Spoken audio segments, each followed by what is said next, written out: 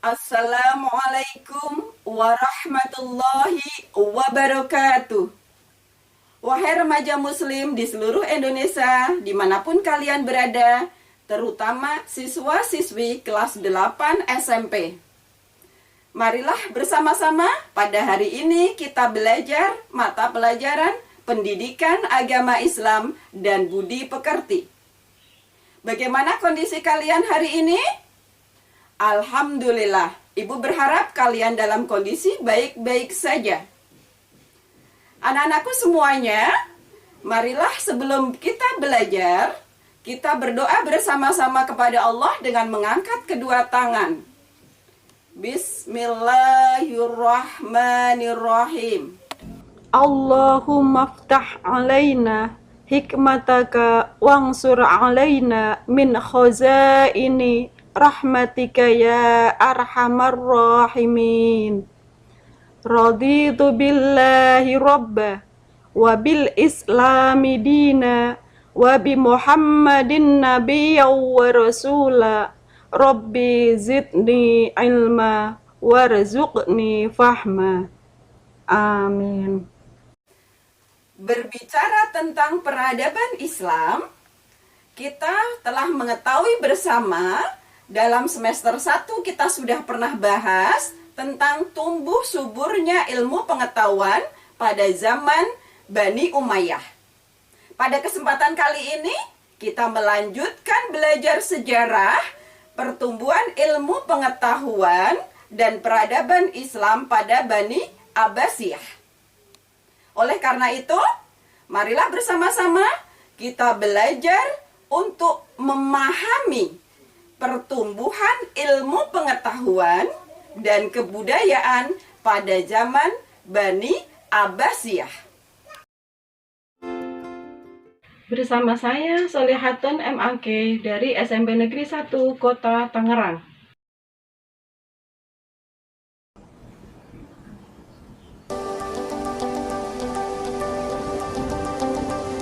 Tujuan pembelajaran pada pembelajaran kali ini adalah peserta didik diharapkan mampu 1. Menjelaskan kemajuan Islam pada masa Bani Abbasiyah dengan benar.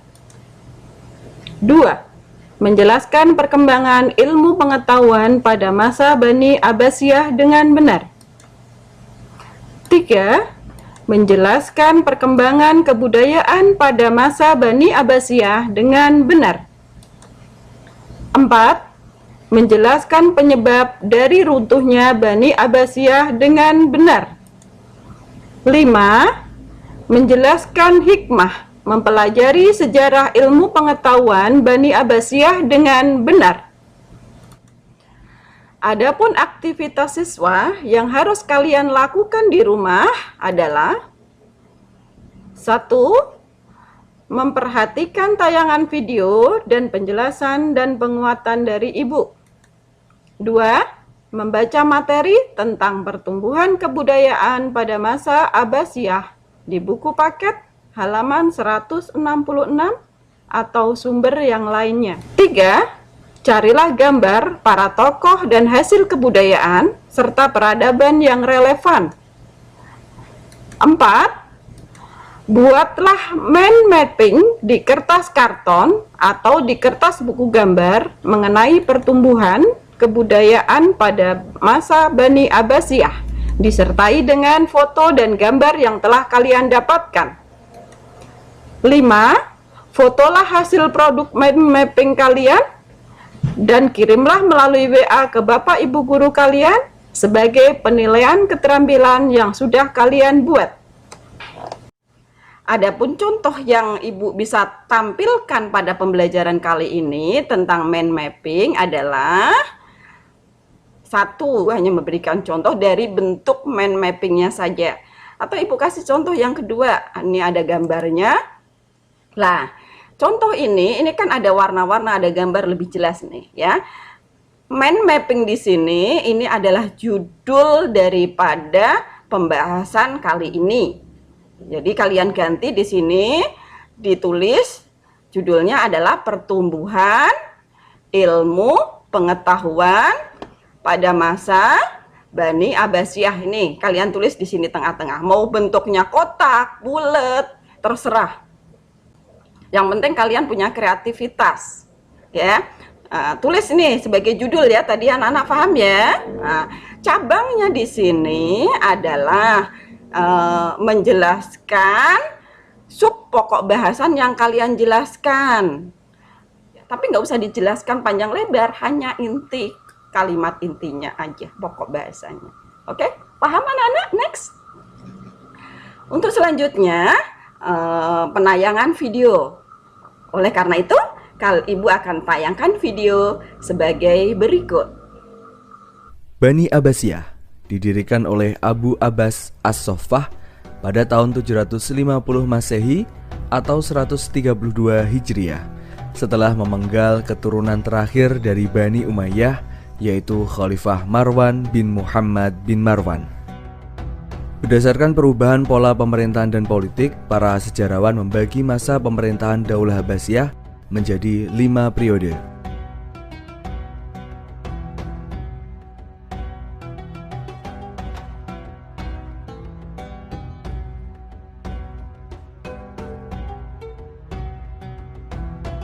Bani Abbasiyah mencapai puncak kejayaan saat dipimpin oleh 5 khalifah. Yang pertama adalah Abu Abbas As-Soffah. Abu Abbas As-Soffah merubah Selat Hormuz menjadi Bandar Abbas, dan Bandar Abbas merupakan kota yang terletak di sebelah selatan Iran. Yang kedua, Abu Ja'far Al-Mansur. Abu Ja'far Al-Mansur menggeser pusat pemerintahan dari Damaskus, Suriah ke Baghdad, Irak, dan membangun istana dengan nama Madinatus Salam. Khalifah yang ketiga yaitu Harun Ar-Rasyid. Di era Harun Ar-Rasyid, Bani Abbasiyah mencapai puncak kejayaannya. Karyanya yang paling dikenang adalah mendirikan perguruan tinggi, tempat penelitian, lembaga penterjemah, dan perpustakaan yang memiliki 10.000 koleksi. Yang keempat adalah Khalifah Al-Ma'mun. Pada masa Al-Ma'mun banyak bermunculan ilmuwan terkenal untuk saling berbagi informasi, pandangan, dan budaya di Baitul Hikmah.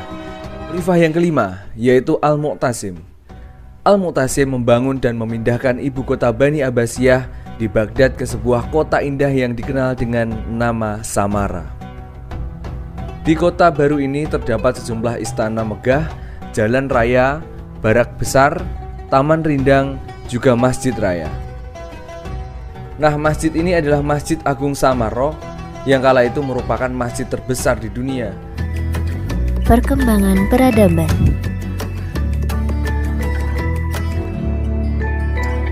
Pusat peradaban Bani Abbasiyah.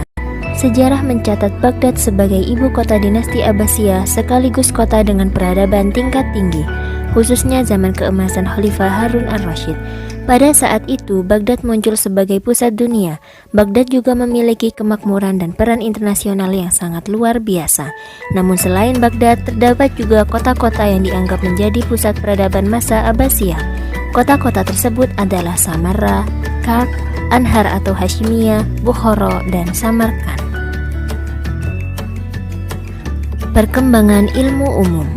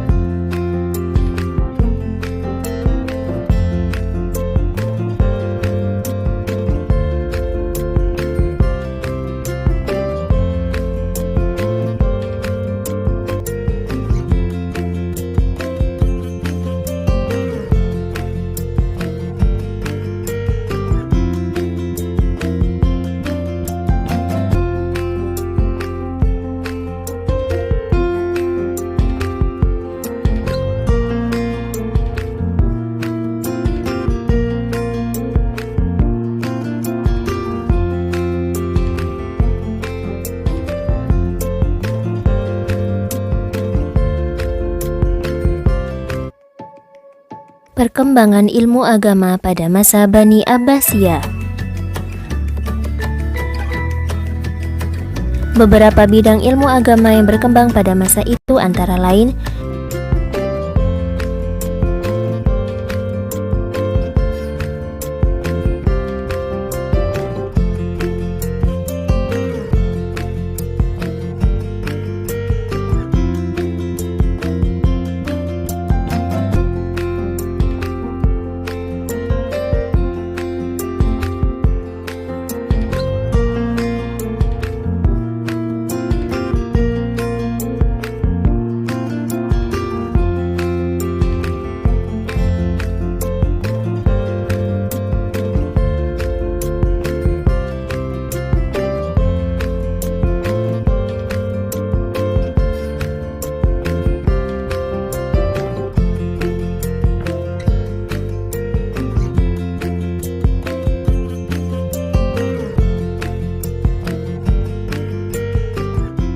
Dinasti Abbasiyah yang sudah berdiri selama 800 tahun karena wilayahnya yang sudah terpecah-pecah menjadi dinasti-dinasti kecil sehingga dengan mudah dihancurkan oleh tentara Mongol.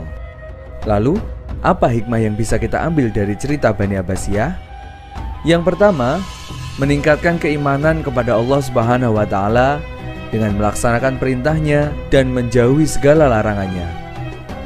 Yang kedua, menumbuhkan semangat menuntut ilmu baik ilmu agama maupun ilmu dunia seperti yang telah dicontohkan oleh para cendekiawan Islam dalam mengembangkan nilai-nilai kebudayaan yang sesuai dengan ajaran Islam. Yang ketiga, membina rasa persatuan dan kesatuan umat Islam dan kerukunan beragama di seluruh dunia yang tidak membeda-bedakan suku, bangsa, negara, warna kulit, dan lain sebagainya. Bagaimana anak-anak setelah kalian memperhatikan tayangan video tadi? Kalian bisa memahaminya? Maka pada kesempatan kali ini Ibu akan memberikan penguatan materi tentang sejarah perkembangan kebudayaan pada masa Bani Abbasiyah. Dimulai dari pertama, sejarah berdirinya dinasti Abbasiyah, yaitu didirikan oleh Abu Abbas Ash-Shaffah pada tahun 133 Hijriah atau 750 Masehi dengan ibu kotanya di Al-Hasimiyah. Beliau menjadi khalifah pertama dan berkuasa pada tahun 133 sampai 137 Hijriah atau 750 sampai 754 Masehi. Ini Ibu tayangkan foto gambar dari Abu Abbas Ash-Shaffah sebagai pendiri dinasti Bani Abbasiyah. Pemerintahan dinasti Abbasiyah di dalam sejarah dibagi menjadi 5 periode, yaitu periode pertama pada tahun 132 sampai 232 Hijriah atau 750 sampai 847 Masehi, disebut periode pengaruh Arab dan Persia pertama. Ibu tayangkan peta wilayahnya sebagai berikut, yaitu periode kedua pada tahun 232 sampai 334 Hijriah atau 847 sampai 945 Masehi, disebut periode pengaruh Turki pertama. Selanjutnya periode ketiga yaitu pada tahun 334 sampai 447 Hijriah atau 945 sampai 1055 Masehi. Pemerintahan dinasti Abbasiyah pada waktu ini di bawah kekuasaan Bani Buwaih. Dalam periode ini disebut masa pengaruh Persia kedua. Selanjutnya, periode keempat. Periode keempat yaitu mulai pada tahun 447 sampai 590 Hijriah atau 1055 sampai 1194 Masehi. Pemerintahan dinasti Bani Abbasiyah pada waktu ini di bawah kekuasaan Daulah Bani Saljuk. Disebut juga masa pengaruh Turki kedua. Ibu tayangkan peta wilayahnya sebagai berikut. Periode kelima. Periode kelima yaitu pada tahun 590 sampai 656 Hijriah atau 1194 sampai 1258 Masehi. Masa khalifah bebas dari pengaruh dinasti yang lain, tetapi kekuasaannya hanya efektif di sekitar kota Baghdad saja. Dan pada waktu periode kelima ini diakhiri oleh invasi dari bangsa Mongol. Selanjutnya Ibu tayangkan pohon silsilah Khalifah Bani Abbasiyah sebagai berikut. Masa keemasan Daulah Bani Abbasiyah. Masa keemasan Daulah Bani Abbasiyah itu ada pada 5 khalifah, yaitu yang pertama adalah Khalifah Abu Abbas As-Saffah. Ibu tayangkan fotonya sebagai berikut. Yang kedua yaitu Khalifah Abu Ja'far Al-Mansur, yaitu beliau adalah pendiri kota Baghdad. Ibu tayangkan gambarnya sebagai berikut. Yang ketiga yaitu Khalifah Harun Ar-Rasyid, pendiri perpustakaan dan universitas. Pada masa ini, kota Baghdad disebut dengan kota 1001 malam. Ibu tayangkan gambarnya sebagai berikut.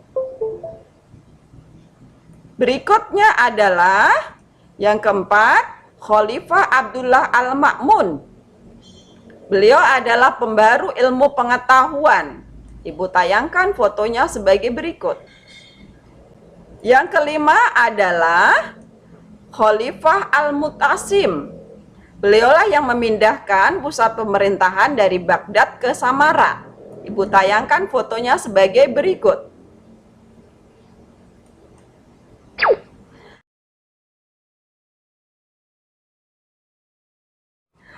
Adapun perkembangan ilmu pengetahuan cendekiawan Islam pada masa Bani Abbasiyah, bidang ilmu filsafat. Yang pertama adalah Abu Nasr Muhammad bin Tahran, terkenal dengan julukan Al-Farabi. Ibu tayangkan foto gambarnya. Yang kedua adalah Abu Yusuf bin Ishaq, terkenal dengan Al-Kindi. Ibu tayangkan gambarnya. Yang ketiga adalah Ibnu Sina. Ibu tayangkan gambarnya. Yang keempat adalah Al-Ghazali. Ibu tayangkan gambarnya. Kelima adalah Ibnu Rusdi atau Ibnu Rus. Ibu tayangkan gambarnya. Yang berikutnya adalah Ibnu Bajjah dan yang kedua di bidang ilmu kedokteran, yaitu Jabir bin Hayyan. Ibu tayangkan fotonya. Yang kedua adalah Hunain bin Ishaq. Yang ketiga Ibnu Sahal. Keempat Ar-Razi, terkenal dengan ahli penyakit campak dan cacar. Ibu tayangkan gambarnya sebagai berikut. Yang terakhir adalah Tobit Ibnu Qurra. Ibu tayangkan gambar kegiatan pada waktu itu. Ilmu kedokteran berkembang sangat pesatnya. Orang-orang serius sekali untuk menggali ilmu-ilmu kedokteran. Oke, lanjut. Berikutnya adalah di bidang ilmu matematika. Yang pertama, Muhammad bin Musa Al-Khawarizmi. Ini adalah penemu huruf 0 dalam buku algebra. Ibu tayangkan foto gambarnya. Yang kedua adalah Umar bin Farruhan. Yang ketiga adalah Banu Musa, penemu ilmu ukur permukaan datar dan bulat. Yang keempat adalah bidang ilmu falak, yaitu Abu Masyar Al-Falaki. Yang kedua, Jabir Bantani. Ibu tayangkan gambarnya. Yang ketiga adalah Raihan Bairuni. Yang kelima adalah ilmuwan di bidang ilmu astronomi. Yang nomor 1 yaitu Al-Farazi. Nomor 2 Al-Ghantani. Yang nomor 3 adalah Al-Farghoni. Yang nomor 6 adalah ilmuwan di bidang ilmu tafsir.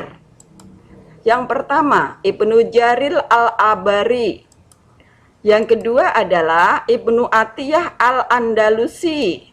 Yang ketiga adalah As-Suda. Yang keempat adalah Mupatil bin Sulaiman. Yang nomor 5 adalah Muhammad bin Ishaq.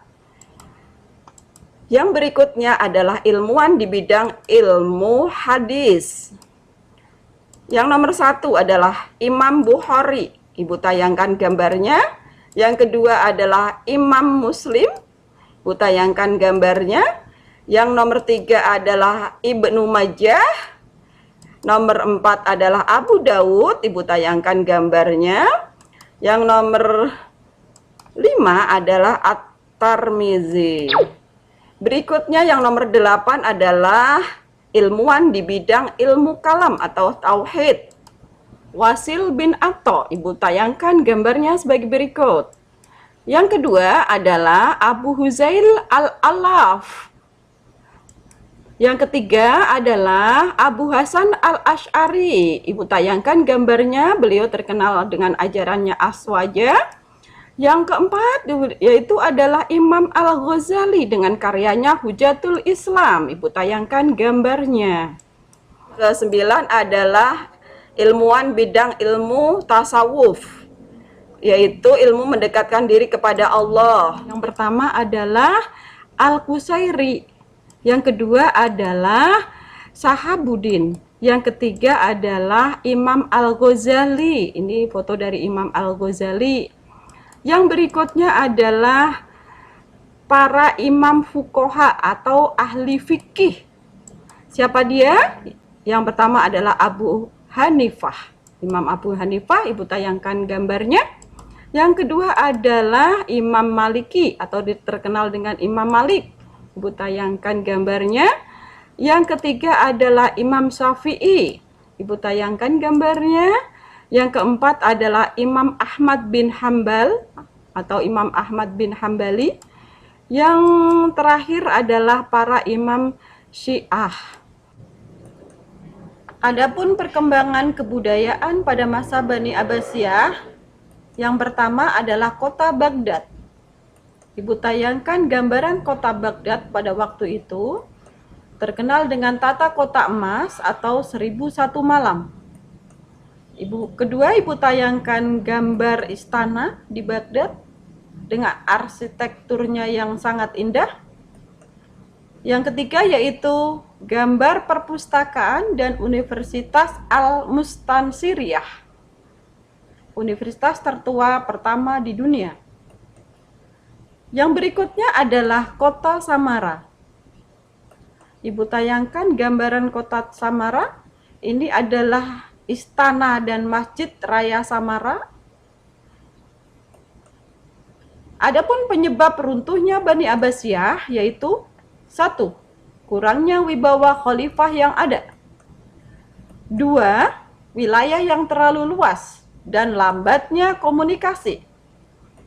3. Ketergantungan kepada militer sangat tinggi. 4. Melemahnya keuangan negara karena terlalu besarnya anggaran untuk militer. 5. Munculnya beberapa pemberontakan.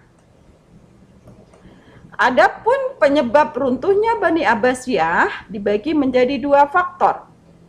Faktor yang pertama adalah faktor intern. Faktor kedua adalah faktor ekstern.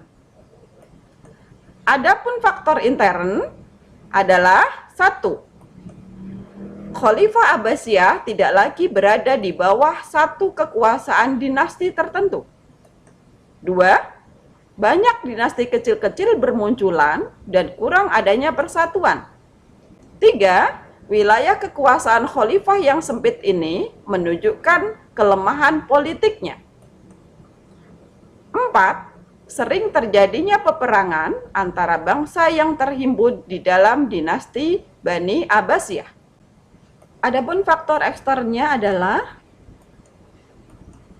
terjadinya penyerangan Baghdad oleh tentara Mongol yang dipimpin Hulagu Khan pada tahun 1258 Masehi, Baghdad dapat direbut dan dihancur luluh lantahkan tanpa perlawanan yang berarti. Apa manfaat mempelajari perkembangan ilmu pengetahuan pada masa peradaban Bani Abbasiyah? Yang pertama, manfaatnya adalah kita mengetahui apa saja penemu ilmu segala bidang oleh pakar pemikir muslim pada zaman Abbasiyah. Yang kedua, manfaat kedua adalah sangat memberikan kontribusi besar terhadap perkembangan peradaban dunia. Yang ketiga adalah kemajuan iptek menjadi dasar bagi penemu-penemu selanjutnya. Hikmah mempelajari perkembangan ilmu pengetahuan pada masa peradaban Bani Abbasiyah adalah: 1. Semakin meningkatkan keimanan kita kepada Allah. 2. Menumbuhkan dan membangkitkan semangat menuntut ilmu, baik itu ilmu agama atau ilmu dunia atau ilmu umum. Yang ketiga, mengembangkan nilai-nilai kebudayaan yang sesuai dengan ajaran Islam yang mampu menciptakan peradaban bangsa ataupun peradaban dunia. 4. Membina rasa kesatuan dan persatuan umat Islam dan kerukunan beragama di seluruh dunia yang tidak membeda-bedakan suku, bangsa, negara, warna kulit, dan lain sebagainya. Anak-anak, demikian penguatan yang bisa Ibu berikan. Di ujung pembelajaran kali ini, Ibu akan memberikan penilaian pengetahuan. Kalian siapkan kertas atau buku dan ballpointnya.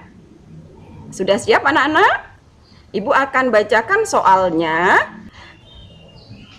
Soal nomor 1. Jelaskan kemajuan Islam pada masa Bani Abbasiyah. Soal nomor 2. Jelaskan sejarah berdirinya Bani Abbasiyah. Soal nomor 3. Jelaskan perkembangan ilmu pengetahuan pada masa Bani Abbasiyah dan berikan bukti dengan menyebutkan 2 ilmuwan dalam bidang matematika. Selesai? Lanjut soal nomor 4.